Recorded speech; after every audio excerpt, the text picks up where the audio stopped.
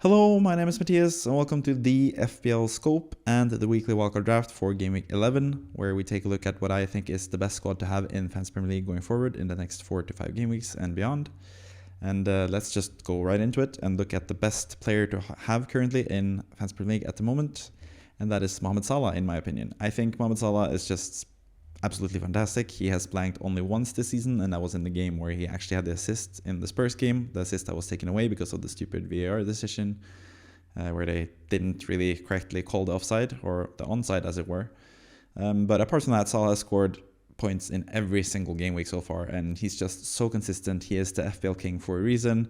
Haaland is sort of the crown prince of FPL, but currently it's still Salah who's like the number one guy to own in FPL. And you can see from his fixtures as well, really easy matches going forward for Liverpool, Luton away, Brentford at home, and City away, and Fulham at home.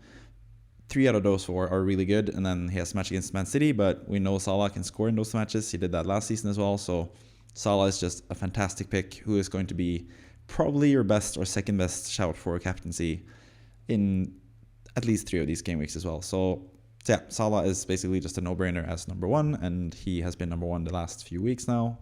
It's fully deserved. He has backed it up with scoring a lot of points, and yeah, we all love Salah, so we don't really need to talk too much about him because we know how good he is already. Number 2, we actually have the guy that I mentioned, Erling Haaland, who is number 7 last week, because I was sort of getting some doubts about Haaland being that essential in FPL, because he is 14.0 after all. But then he just reminded us all how good he is by scoring 2 goals and having an assist away at Old Trafford against Man United. Man City again looked back to their best now that Rodri is back playing for Man City. They are playing fantastically again, and Haaland is still the focal point for Man City. He's going to score most of the goals. He didn't win the Ballon d'Or, which in my opinion is fair enough because Messi is the greatest of all time.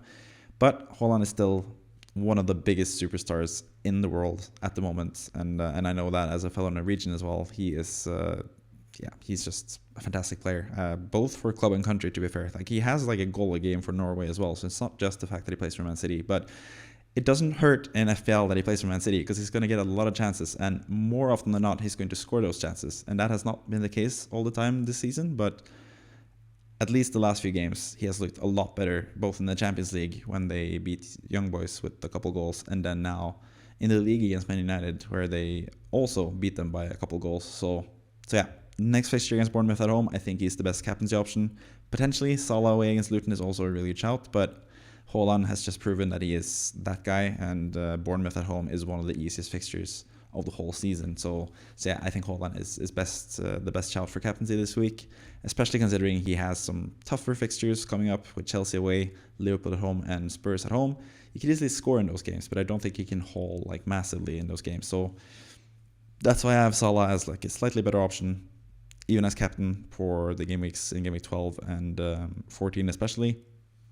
Game Week 13 is going to be an interesting game week for captaincy, but we'll get to that at some point in the future. We don't really have to talk about that now, but Haaland still is going to score at least a couple of goals, even in those harder matches as well. And Man City, we know, can beat any team and can score 2 or 3 goals against any team as well. So Haaland is basically just a no-brainer pick, as he always has been, to be honest, and should have been last week as well. So I kind of regret having him as low as 7th, but I did have some slight doubts about having him because there are so many other expensive players that looked really good. But yeah, let's move on. Speaking of expensive players, we have one of the more expensive players in the game, even though he's still severely undervalued, I think, in terms of price in FPL. Saka is, I think, 8.6 now, and he is fantastic. Just like Salah, he basically returns in pretty much every match, even last game where, sure, Arsenal played against Sheffield United and they won 5-0, but Saka wasn't really that involved, but he still managed to get an assist from a corner. Kind of lucky assist, to be honest, but at the same time, Saka has shown that he can show up in any game as well and score a couple goals and get some assists as well. And he is pretty much nailed for playing time. He was subbed off early in the game against Sheffield United in the 72nd minute, so he's getting some rest. Maybe in the Champions League as well he gets some more rest, but yeah, that's the one slight issue with Arsenal now, since they rested both Gabriel and Martin Odegaard now in the last game against Sheffield United.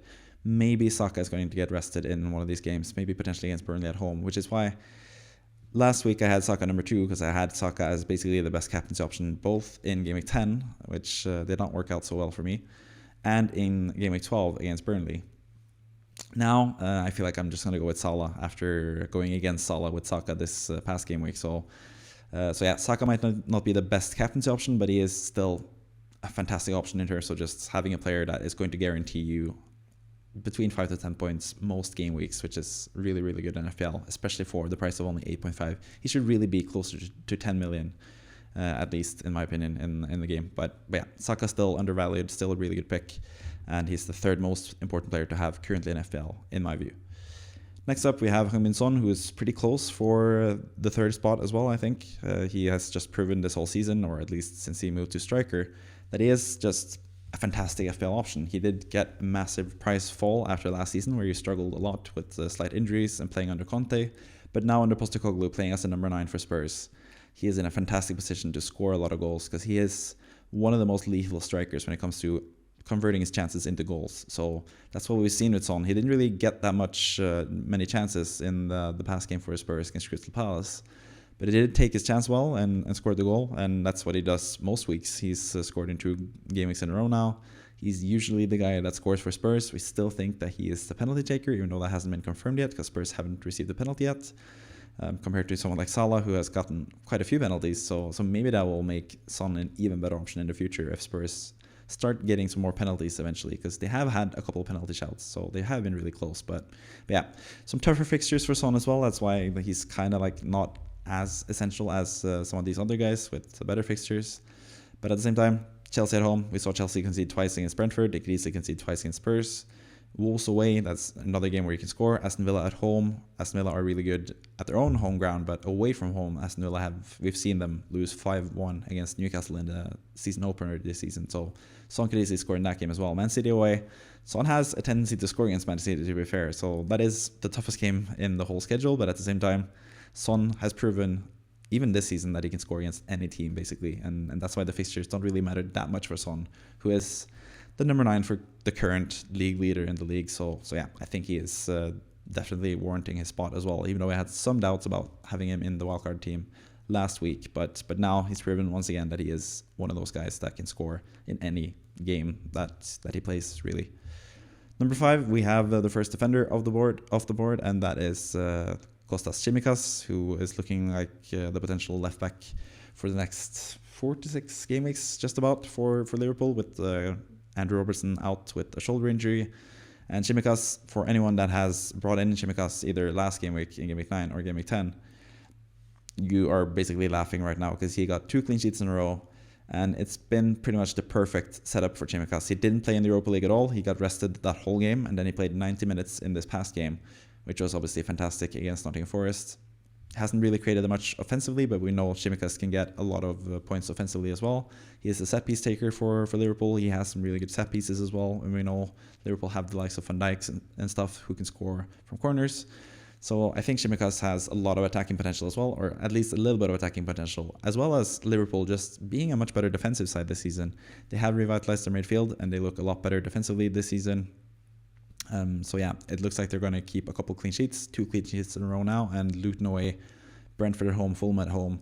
Those fixtures seem like pretty good fixtures for clean sheets as well. So yeah, Tsimikas, I really like him as a pick as well, and that's why he is my favorite defender currently in the game. Number 6, we have another Liverpool player. It is the Liverpool triple up, and we have gone with Darwin Núñez because it seems like he's the starter now for Liverpool. He keeps starting games, apart from the games where it's right behind after an international break. So when Darwin gets minutes and plays, he gets a lot of chances, and that's what we saw last game as well. He can easily get 2 or 3 goals in any game as long as he puts away his chances. And this season, he has been a bit more clinical than last season. That has helped a lot. He's also looking better for minutes this season as well. So that's why I think Darwin is a really good shout, especially for the next few game weeks with some really easy fixtures, like I've mentioned with both Salah and Tsimikas as well. Those fixtures are there for the taking for Darwin, who looks like the starting striker currently for Liverpool. There are going to be those game weeks where he's going to be benched, so that's going to suck a little bit, but at the same time, he gets about 30 minutes towards the end of the match if he doesn't start, and that is also good enough time for Darwin to score. He's already done that this season as well. Not especially against Newcastle, where he came on and scored twice.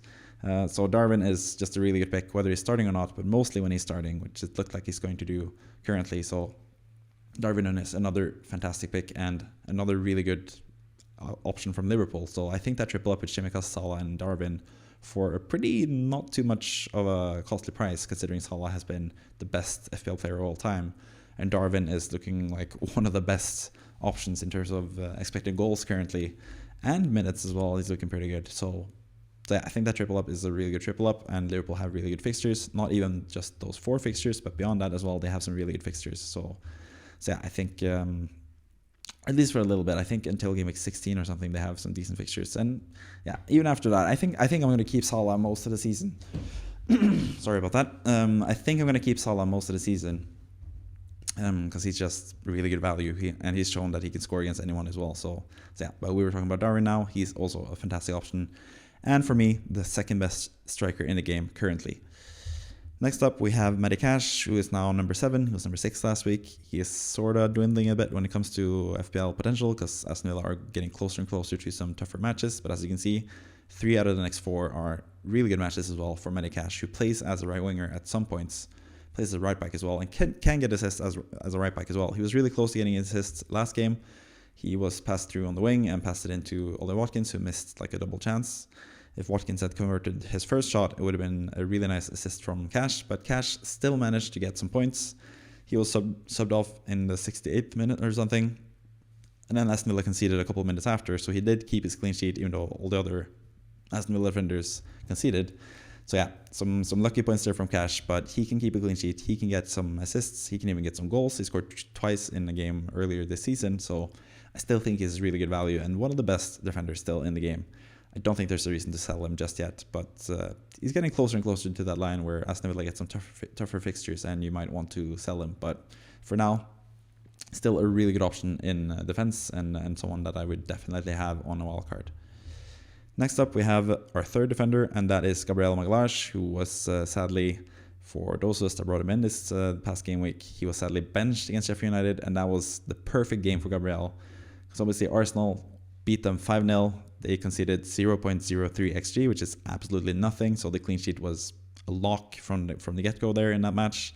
And they also scored 2 goals from set pieces, which is where Gabriel usually gets his goals from as well. So if Gabriel had started that match, it would have been fantastic for him. I think he could have had a 15-pointer for sure. He could have easily had a goal and the clean sheet and some bonus points on top of that. Or probably 14 points, because Nketiah with the hat-trick, if he had done the same with Gabriel on the pitch, would have gotten all the 3 bonus points. But yeah, I think Gabriel... It's really unlucky for those of you that had Gabriel or brought him in for this past game week, because the Sheffield United game was really, really good for him.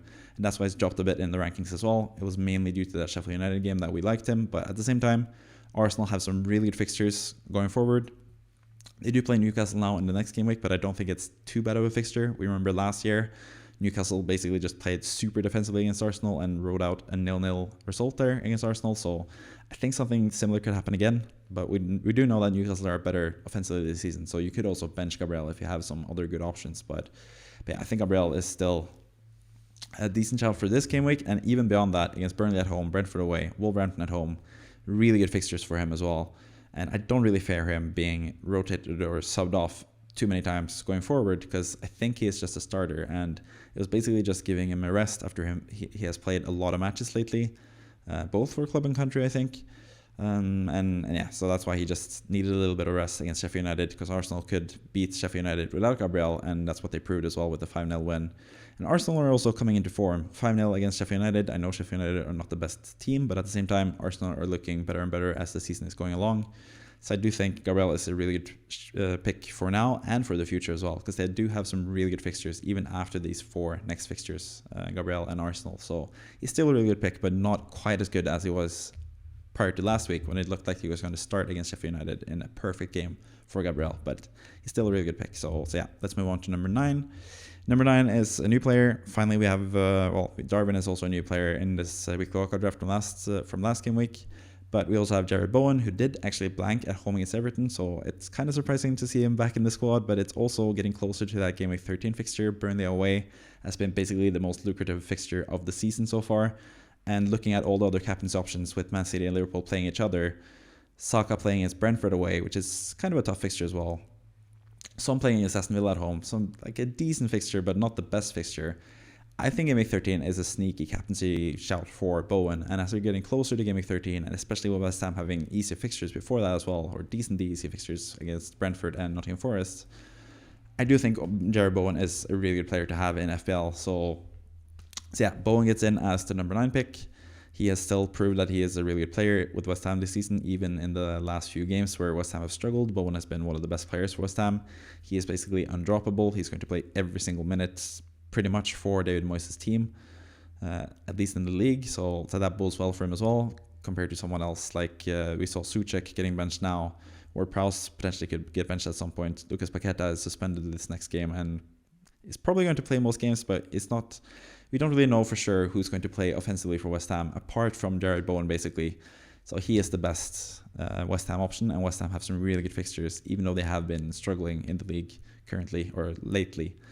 But yeah, you can see I'm wearing a West Ham shirt as well, so I'm obviously a West Ham fan. So I know Bowen is really good. I might be biased, but at the same time, I didn't have him last week because I wasn't 100% sold on West Ham, but yeah, I think West Ham still have a decent chance of being a decent team for the next few game weeks as well, and especially Bowen, who is integral to everything that West Ham does offensively. We even saw Bowen take a couple of set pieces now. Ward-Prowse has been subbed off early in the last few games, and Bowen has also been like a sneaky potential they basically set up with Ward-Prowse and a different set piece taker now, just to have that little bit of doubt of who's going to take it. And sometimes Bowen actually took the free kicks last time, or corners, I think. So Bowen is also on some set pieces. He's not on penalties, sadly, but he is really good from open play as well. Has 5 goals so far this season, and he could score more in these next few fixtures against pretty easy teams as well to play against. So I think Bowen is really good, especially for that Game Week 13 potential captaincy. I think that's a really good captaincy shout that I might go for myself as well. Even though I don't have Bowen in my current team, I still haven't used my wildcard for what it's worth, and I'm going to save it until Game Week 19 probably. But if you're wildcarding this game week for some reason, I think I don't think this is the best game week to wildcard, to be fair. But this is also a nice video to see just the best valued players in FPL currently. So yeah, if you're wildcarding now, I think Bowen is a really good shout because like I said, the Game Week 13 fixture especially is really good for him. Next up, number 10, we have another new player, and that is Jamal Lascelles, and that is basically down to the fact that it seems like Sven Botman is going to be injured for a longer time than expected. And that is good news for Lascelles because he is going to start pretty much every game, which he has done with Botman out with an injury. And Lascelles is only, still 3.9 in FPL or 4.0. He's a really cheap price in one of the better defenses in the league. It's not quite as good a defense without Botman, of course, but Lascelles, to be fair to him, has been pretty good defensively this season. He is the club captain for a reason as well. He has been a good player for Newcastle in the past. He knows everything that the club stands for, and yeah, he's been a pretty good replacement for Botman so far this season, especially in FPL for the cheap price of close to 4 million. He's just a really good steal for you to have as a bench option potentially, or potentially even a starter. You could go with only 2 defenders and Lascelles as your 3rd defender potentially as well, to save even more money in defense and have more money to spend offensively. But I think Lascelles is perfect as the 4th defender, and that's why he's the number 10 pick in this weekly wildcard draft. Number 11, we have a Brighton player, and it is a different Brighton player from last week. We're going to get to the Brighton player that has dropped out, or the Brighton players that have dropped out, because we had 2 offensive Brighton players last game week. But after a pretty poor performance against Fulham, we're kind of a bit down on Brighton currently. But at the same time, maybe Pervis Estupiñán is back for this game week, and if he is back now for game week 11, he might actually be one of the best shouts for a wildcard as well. So pay close attention to the press conferences before the weekend. If it seems like Estupiñán is going to be back fit and starting for Brighton, he could definitely be a shout for the weekly wildcard draft as well. But the player I'm going to speak about now is Simon Adingra, who plays as a right midfielder, right winger for Brighton. He's a really good talent. He was really good with Union Saint-Gilloise, or whatever the team is called, in Belgium last season, which is a team that Brighton have used for loanees the last few years. And Adingra is following in the footsteps of Kaoru Mitoma, for example, who played there and looked really good for them. He's looked really good this season as well, and he did have a huge chance in this past game. He didn't have the best XG because he couldn't really get a proper finish at goal, but he was basically quite open on the far post, and he has been taking up some really good positions from what I saw from this past game as well. And he is just a really good player. And I think he's going to play mostly going forward as well. They don't really have many right-wing options. They did have Solly March previously, but he's out injured for a long time. And it doesn't seem like Ansu Fati is playing on the right that much. João Pedro is mostly playing through the middle mostly. You have Buonanotte and stuff who could potentially play at the right as well, but most of the time it's going to be Adingra. And for only 5.0, that's a really good value player for someone that plays for Brighton, which is historically at least, or at least this season, has been a good offensive team. And with the good fixtures that they have, Everton away, Sheffield United at home, Nottingham Forest away, and Chelsea away. The fact that those fixtures are away is a bit of a downer, but at the same time, for 5.0, can't really go wrong. And that's why I feel like Adingra is slightly better pick compared to Mitoma, even though Mitoma is more of a sure starter, is also a better player who's going to score more goals probably, but for the price difference, I think Adingra is just better value at the moment. So yeah, that's why I have Adingra as the number 11 pick in my squad. Number 12, we have Jarrad Branthwaite. He was number 13 last game week and played a really good game against West Ham. I mentioned Bowen and how he didn't get any goals against Everton, and that was partly down to Branthwaite being just a really good defender. He is really underrated and not talked about enough this season, I think, Branthwaite. He took over from Michael Keane, who is potentially the worst centre-back, or at least worst starting centre-back in the league last season. And Branthwaite has been like one of the best among the lower league or lower end of the table teams, especially last game against West Ham. He really impressed me. He had a running duel with Mikel Antonio, who is really fast and really strong, but Branthwaite was just as fast and potentially even stronger than Antonio in that duel at least. So yeah, he's a really good player. Kept a clean sheet last game week. He has kept some clean sheets lately as well. They actually kept a clean sheet against Liverpool for 75 minutes or so before they conceded as well, even down to 10 men. So I think Branthwaite is a really good option, and he has also scored a couple goals in the Dutch league while he's been on loan there from Everton. So he can score offensively, even though we know Tarkowski is the main threat on set pieces for Everton. But I think Branthwaite is a fantastic fifth or even fourth option in defense as well. So has not the best fixtures, but does have some okay fixtures as well. He's someone that you can easily bench, but also someone that you can easily start if you have to, if you have too many injuries or something in your team. So yeah, I think Branthwaite is just a really good value pick, and that's why I have him number 12. Number 13, we have a goalkeeper, our first goalkeeper, and that is Alfonso Areola. West Ham have only kept one clean sheet this season, and that is sort of the downer with Areola. If you do have the money, I probably would go with David Raya, but I've tried to keep this team to a pretty not too expensive team value for anyone that is struggling with team value at the moment. So that's why I go with Areola rather than Raya, because Raya is 0.5 more expensive. But Areola in his own right, he has been a really good goalkeeper this season, had an outstanding save against Everton as well, even though he conceded in that game.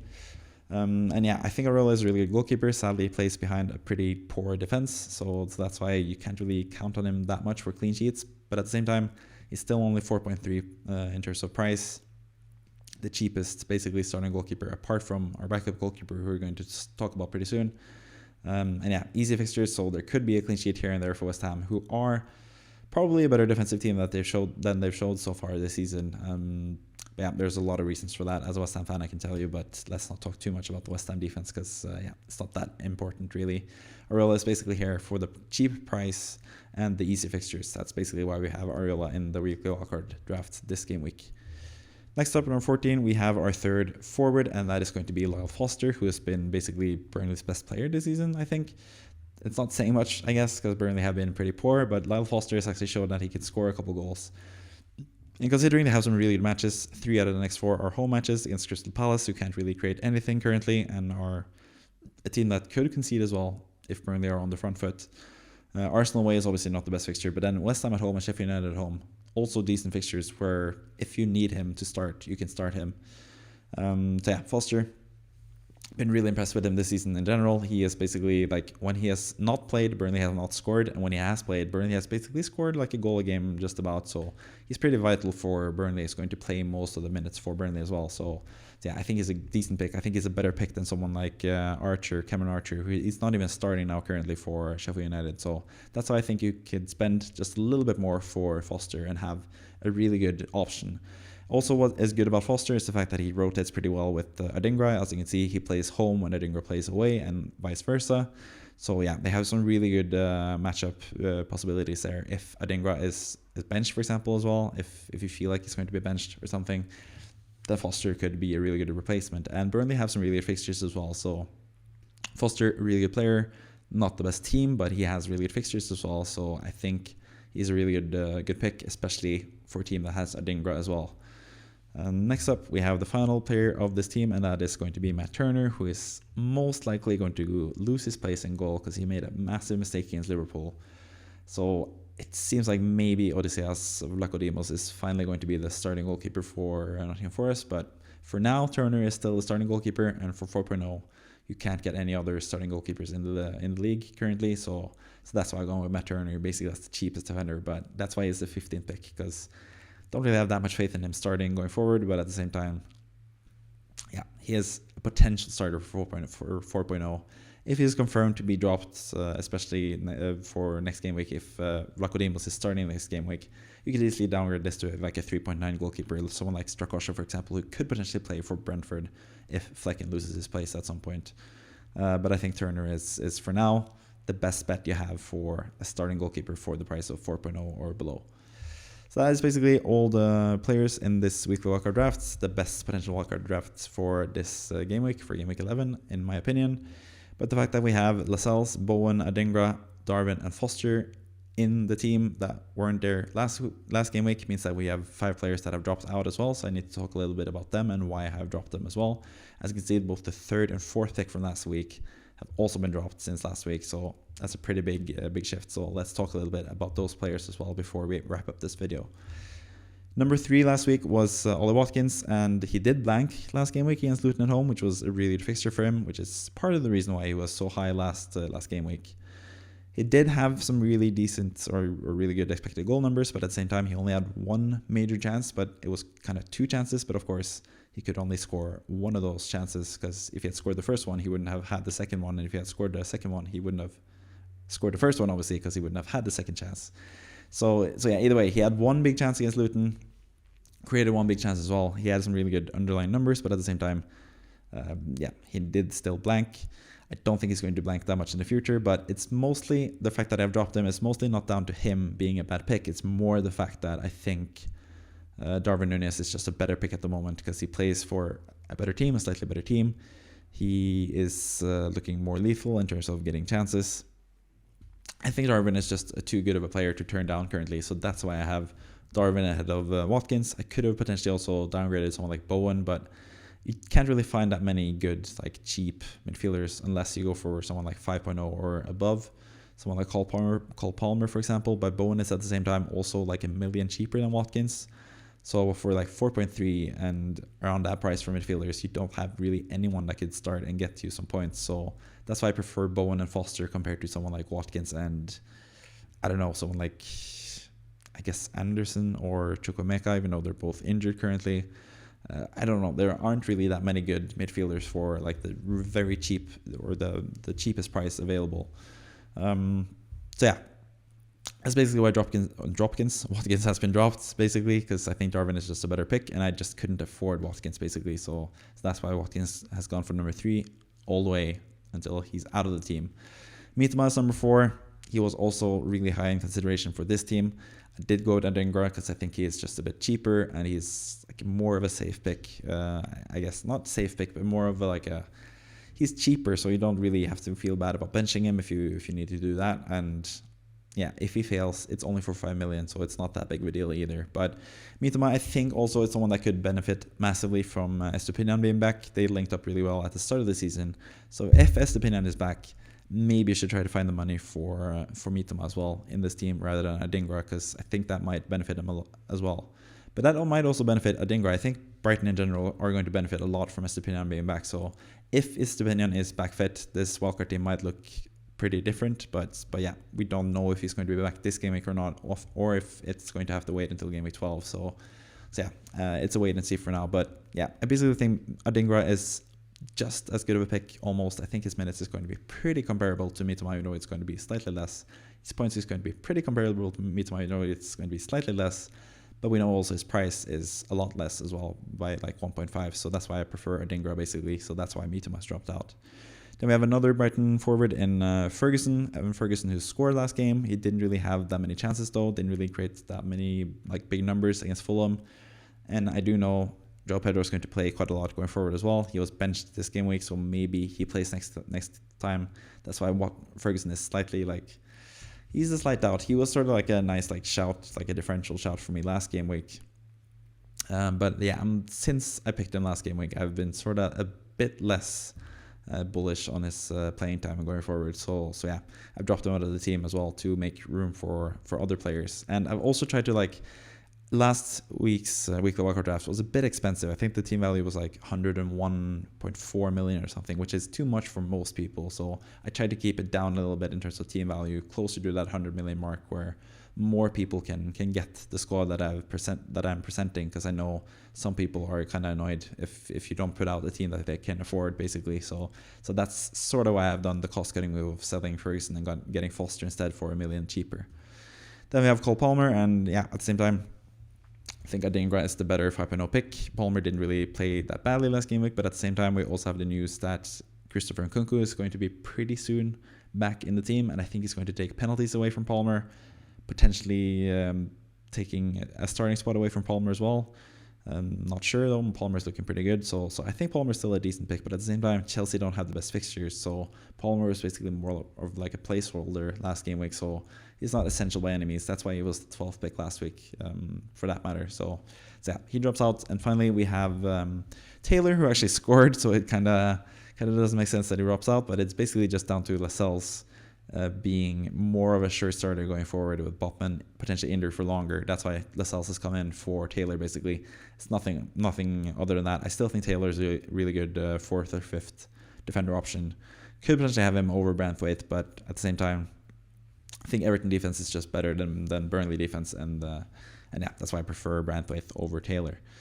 And that's pretty much all the players that have been left out. I don't have the likes of Trippier. I don't think, in terms of the fixtures at least, they don't have the best fixtures. So I think spending 7 million for a defender for a team that has really tough fixtures and are lacking their best centre back currently, I think you can do without Trippier.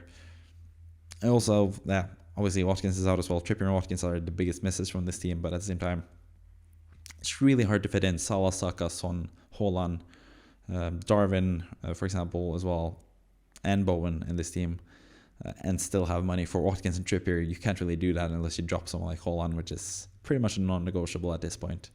Julian Alvarez is also someone that I would like to have, because he plays Bournemouth at home next game week, so he's also a really good pick, potentially in attack. Also going with the Newcastle attackers as well. It's also something that I have considered, especially if Newcastle had better fixtures. I would consider that, because I actually looked up the starting goal or starting striker for Newcastle this season. If you had started the right Newcastle striker every single game week, because it's basically meant between Callum Wilson and Isak, if you could correctly predict who's going to start for Newcastle, that player in total, if you'd switched between Wilson and Isak, that starting player would have had 68 points so far this season, which is only bettered by Haaland and Watkins so far this season. So those two guys, if one of them is going to get a longer time as a starting striker for Newcastle, I think they are really good options as well. So those are other guys you could potentially get in your team. But yeah, that's pretty much it for the weekly wildcard drafts for this game week, for game week 11. Hope you enjoyed the video. Please subscribe if you haven't already. Or if you're new to this channel and you like this video, then please subscribe as well. I can only ask for more viewers, so it would be really, really fun. I'd like to grow this channel, and yeah, I'm starting to look into other ways to do that as well. So yeah, maybe some changes will come pretty soon in the future, but stay tuned for that. Either way, that is it for me for this video. Thank you for watching. I'll see you next time, and goodbye.